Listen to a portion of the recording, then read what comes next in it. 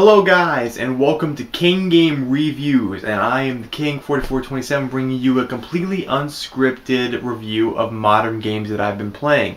And when I say modern, I mean the games that have been out on the next generation of consoles, and not particularly games that have recently come out, but games that I've been playing on our next gen systems. That being said, let's get right into this review of Max and the Curse of Brotherhood.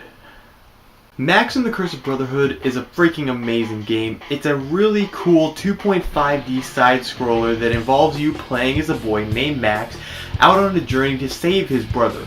Even though it's called the Curse of Brotherhood, I guess that's the joke, that you're really saving your brother who is a pain in the ass.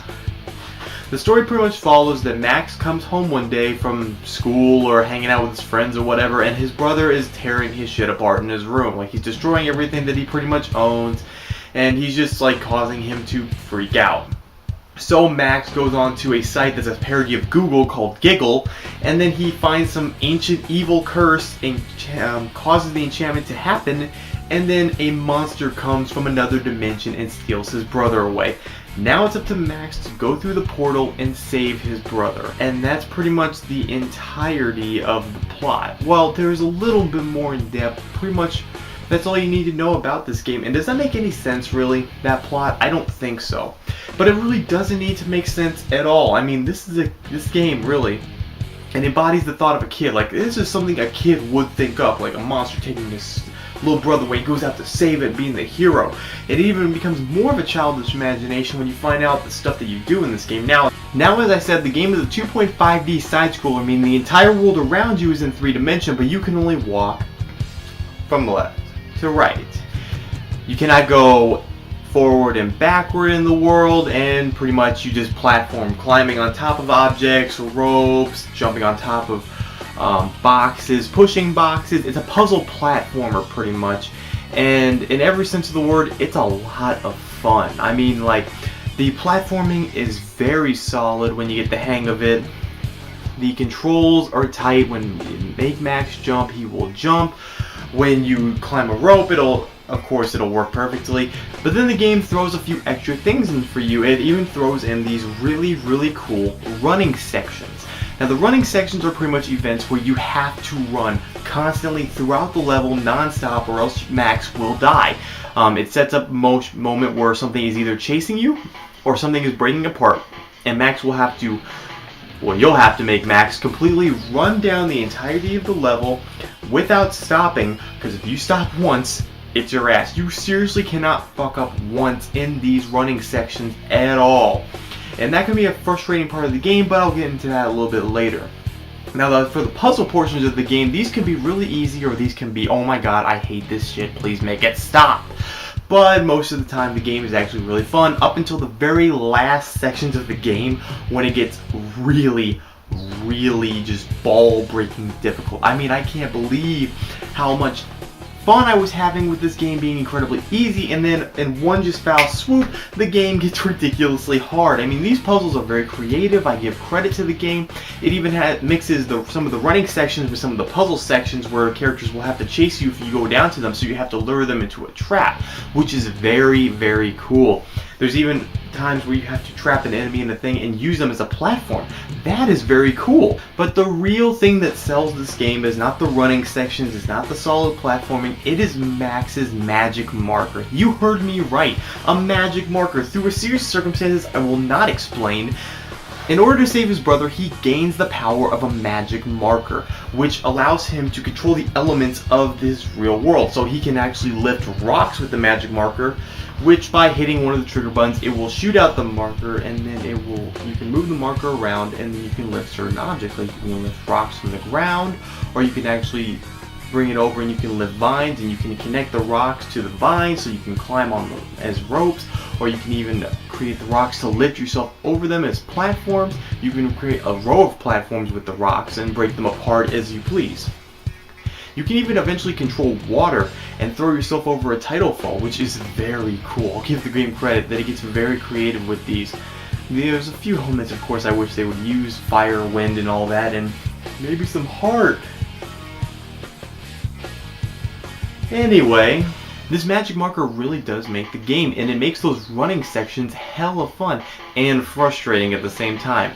There will be times during these running sessions where it will not only make you run, but it will mix these magic marker sections in with it. By slowing the game down for a few seconds, you have a moment to look at the screen fully and recognize exactly what you have to use your magic marker on to bring either a rope over to Max so he can grab and swing on it, a rock for him to slide down, or a tidal wave for him to ride on. It's really up to you, and it requires fast reaction time, and this game demands it, and you will be really good at fast reaction time by the end of this game. I swear to you, you will. Now, as for bosses in the game, there's only one real boss in the game, and I'm totally not going to spoil it for you, but let me just say that it is a lot of fun. I mean, honestly, I did not even know what to think when I fought this thing. I was laughing my ass off the entire way, but at the same time, I felt a bit of a challenge. I really did. Now, this game is available on the PC and is available on the Xbox One, but it's not available on the PS3, 4, 360, or any of that. But hey, if you want some other Max action, there actually was a DS game, which is the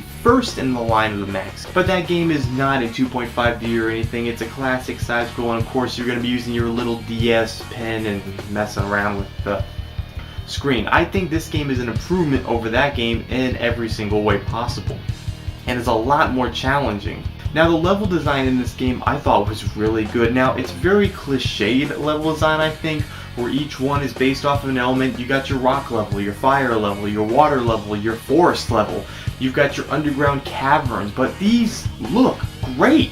I mean, they really do use the 2.5D aspect to the benefit. I mean, it's not just like, hey, it's some three-dimensional stuff you're side-scrolling through. The whole backgrounds, they move. Sometimes there's a giant beast running through the background while you're running through the fields, or sometimes there's birds flying out through the area. Sometimes when you're in a dark cave, you see eyes popping out through the corners. It's really, really good. I mean, I really do credit this game for being as creative as possible with these and giving as much detail into the game as they could. Now, as far as cons, there's a handful. For one thing, this game, like I've mentioned before, can be very, very frustrating. I mean, there were so many times where I died in this game and it felt completely unfair. Like, using your magic marker in those slow-mo sections, you will die more times than you actually think you will. I mean, I cannot tell you how many times I died. I probably died maybe 30 times on one section because I couldn't get the timing right. This game demands perfect timing on some of these sections, and when you beat it, you're like, I can't believe I beat it. Yes. But when you don't, you're cursing every single word you can think of, and it gets ridiculous at times. I really wish, even though I admit this game is very challenging and I appreciate the game for being challenging, I wish they had pulled back on some of that BS slow-mo timed events a little bit. That's just me though. A lot of people really do seem to like this game, and I do too. I mean, well, it's not like 5 out of 5 stars on every single review I've seen. It's 3.5. And that seems appropriate for this game as far as a rating go. I mean, this game definitely has flaws, and not everybody's gonna see how much fun this game can be. In fact, some people I think might rage quit this game. I almost did. In fact, I didn't play this game for a very long time. I downloaded it for free when it was available on the Xbox One's Gold membership. So I'm glad I downloaded it. I'm glad I got to play through it. I'm glad I'm playing through it a second time with my sister just to have some fun. I mean, we are having a great time playing through this game again, even though it gets a little frustrating. The puzzle solving elements are there, the running sections are cool, it can be frustrating but fun. And the length of the game, I think, is well worth the $15 price.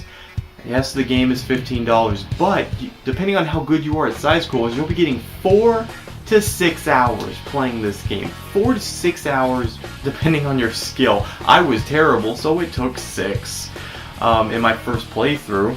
But aside from the frustration, again, it's too much fun to pass up. So, with all that in mind, with the frustration, with the fun story, with the great level design, all the elements the game put together, and its fun 4 to 6 hour length, and its $15 price, I will rate Max and the Curse of Brotherhood a 7 out of 10. Thank you guys for watching, and I'll see you guys on the next King Game Reviews.